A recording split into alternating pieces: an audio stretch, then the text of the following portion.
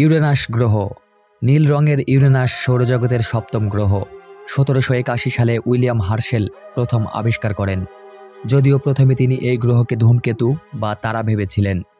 Uranus গ্রহ সম্পর্কে গুরুত্বপূর্ণ কিছু তথ্য। ইউরেনাস সৌরজগতের সপ্তম গ্রহ। সূর্য থেকে দূরত্ব 290 কোটি কিলোমিটার। যেখানে পৃথিবীতে 24 ঘন্টায় একদিন হয়, ইউরেনাসে একদিন 17 ঘন্টা 14 মিনিটে হয়। ইউরেনাসের এক বছর পৃথিবীর 84 বছর সময়ের সমান। ইউরেনাস গ্রহের উপগ্রহ 27টি। ইউরেনাস গ্রহ পূর্ব থেকে পশ্চিমে আবর্তন করে, অর্থাৎ ইউরেনাস গ্রহে সূর্য পশ্চিম দিক থেকে ওঠে এবং পূর্ব দিকে অস্ত যায়। ইউরেনাস গ্রহে কোনো প্রাণের অস্তিত্ব নেই এবং প্রাণ ধারণের মতো অনুকূল পরিবেশও নেই। ইউরেনাসের নিরক্ষরেখা তার অক্ষের সাথে প্রায় 90 ডিগ্রি কোণে অবস্থান করে। ধারণা করা হয় অতীতে অন্য কোনো গ্রহের সাথে সংঘর্ষের ফলে এই অস্বাভাবিক কোণ সৃষ্টি হয়েছে।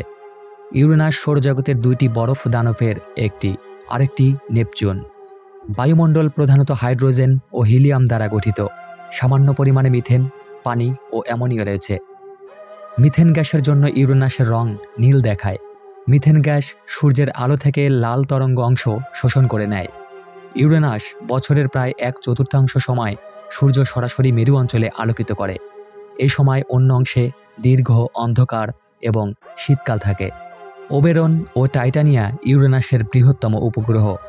উইলিয়াম হার্শেল 1787 সালে আবিষ্কার করেন। উইলিয়াম ল্যাশেল এরিয়াল ও এম্বেরিয়াল নামে 2টি উপগ্রহ আবিষ্কার করেন। কুইপার 1948 সালে আবিষ্কার করেন। মিরান্ডা এবং বাকি উপগ্রহগুলো নাসার মিশন দ্বারা আবিষ্কৃত হয়। হ্যালো ভিউয়ার্স, আমাদের ভিডিওটি যদি আপনাদের ভালো লেগে থাকে, অনুরোধ করব চ্যানেলটি সাবস্ক্রাইব করে এরকম রহস্যঘেরা আপডেট ভিডিওগুলো দেখার জন্য।